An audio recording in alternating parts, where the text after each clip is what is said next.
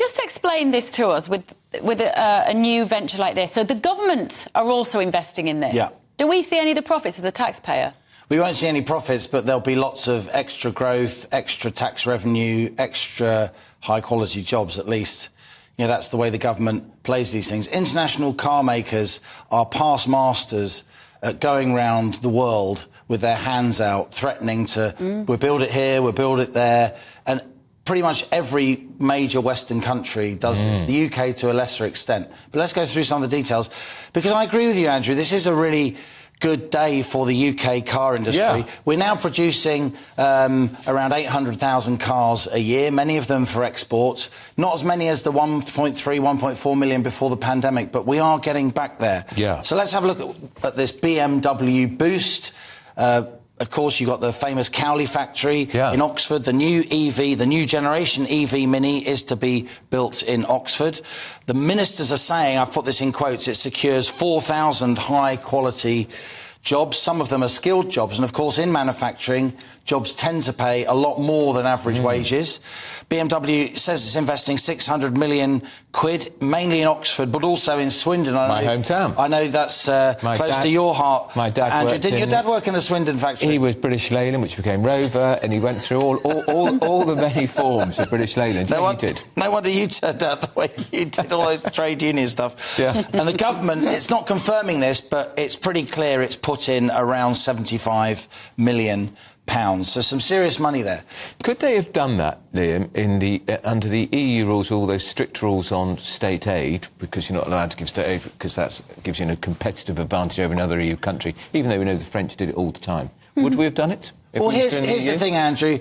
You had those EU rules, and you know, us Brits, we're sticklers for a rule, aren't we? We always queue up politely and all the rest of it. We always stuck to the rules. We did. Whereas almost all the other large economies were gaming the rules and finding ways to get around them. And, of course, if a rule break went to the Commission or to the European Court of Justice or whatever it was, that was basically a political court. So we can do this now freely without breaking any EU rules, of course. And it strikes me that there's been a number of interesting developments in the car-making industry. We had the announcement of Tata from India making committed to build a gigafactory down in Somerset. I was in Ellesmere Port at the end of last week, of course. Stellantis, which makes Citroën and Fiat and Jeep and Dodge, they're going to be making EVs down up there in Ellesmere Port in Cheshire. That's a major development. The first ever EV-only factory here in the UK, and Stellantis' first EV factory anywhere, and they manufacture in over 30 countries. Look, we've had lots of discussions about whether or not EVs are the right way to go. You read my mind. But my Telegraph column, not this weekend, the weekend before, it was all about questioning, is this really the way forward? For now, it seems to be the only game in town, so better that EV investment is happening to some degree in the UK rather than us missing out. See, this is my thoughts on it, Liam, is that if electric vehicles suddenly, I think within a very short period of time, I think within 10 to 20 years, we're going to know whether these are going to last or not. Sooner. Do you think? Yeah. So it might be 5 to 10 years. My fear is the EV industry bubble will burst because people don't want to buy them. They don't retain their value. Everyone gets range anxiety. You can't charge them anywhere. They're not fit for purpose in some ways. And so what if this whole project runs out of steam and we realise, actually, we quite liked our diesel engine? Let me answer, but we're going to talk about Wilco as well in a minute. Sure. But let me answer that, Bev, and I've thought about this a lot.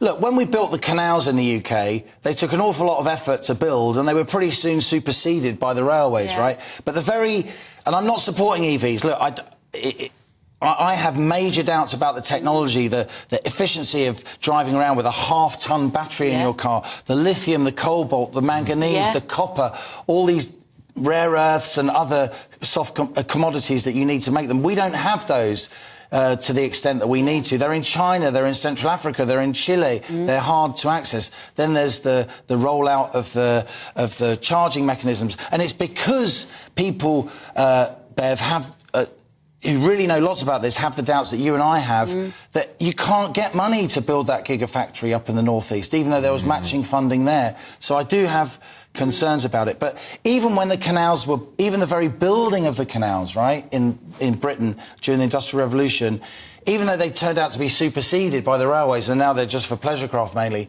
the very building of them generated growth and employment and wealth and other industries. But mentioning the canals, it's not just nostalgia. Why don't we use them more?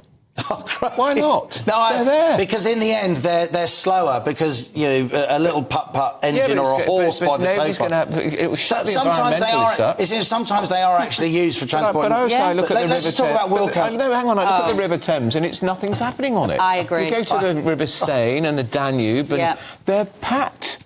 Why don't we do it? I agree. We could use river freight more. We do use some, but it's just not as economically viable as rail freight. Let's talk Wilco. Look, Wilco. We've been covering this for a long time. 400 stores, a real staple of the high street, particularly in the north and the Midlands. 12,000 employees. It put in for administration in the middle of August. Since then, there's just been a bun fight. Who's going to buy it? How much are they going to buy? Now, look, Wilco has some really valuable sites on really good high streets, and some of those are going to be snapped up. Some of them aren't going to be snapped up. We know that the discounter B&M are going to buy 50 stores out the 400. They've committed to that. We know that the likes of Pepco, that owns Poundland, The Range, another online, they're looking to buy some of Wilco's assets. The big blow this morning is that the owner of HMV, David Putnam, he was going to buy, or he's looking to buy, between 150 and 200 stores. That deal has now collapsed. Why? Right? Because maybe he can't get the deal that he wants. Maybe the administrator wouldn't let him only cherry-pick the good stores rather than the bad. This is still... Look, there are some redundancies now in the sort of central nervous system of Wilco. It's not going to be bought as a whole-going concern, so their own warehousing, their own logistics is going to be broken up, because whoever buys them will have their own versions of that. But a little chink of good news here, and I really feel for a lot of the people who work for Wilco. A lot of them are women, little part-time jobs. People who work for them, the kind of money that just the extras that for families that make life bearable when they're just about managing. That's the kind of employer this is. That's the demographic. This is why we're covering it to the extent that we are. This is a GB News story, the collapse of Wilco and the high street. But look, Aldi have just come out, right? Aldi, massive German retailer, of course. They've got 990 stores around the UK now.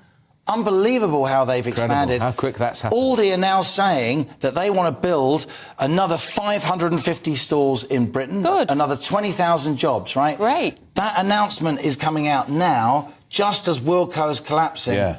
I mean, there's something could happen there. Yeah. All these amazing sites. Yeah. Some of them won't be suitable for Aldi, but some of them may be. Or if not, some of the employees of Wilco may be suitable for new Aldis. And generally, do Aldi develop on a high street, or are they out of town? Well, they need car parking, don't That's they? it. Some Wilcos are on the edge of town. Some of the older Wilcos, obviously, are in the middle of town. But, you know, you get little Tesco local, don't you? You get Sainsbury's local. Yeah. Aldi might say, well, let's do a bit of that. Yeah. So it's still to play for. Okay. Any administration negotiation, it's always a sort of, you know, it's poker face Russian roulette to the very end.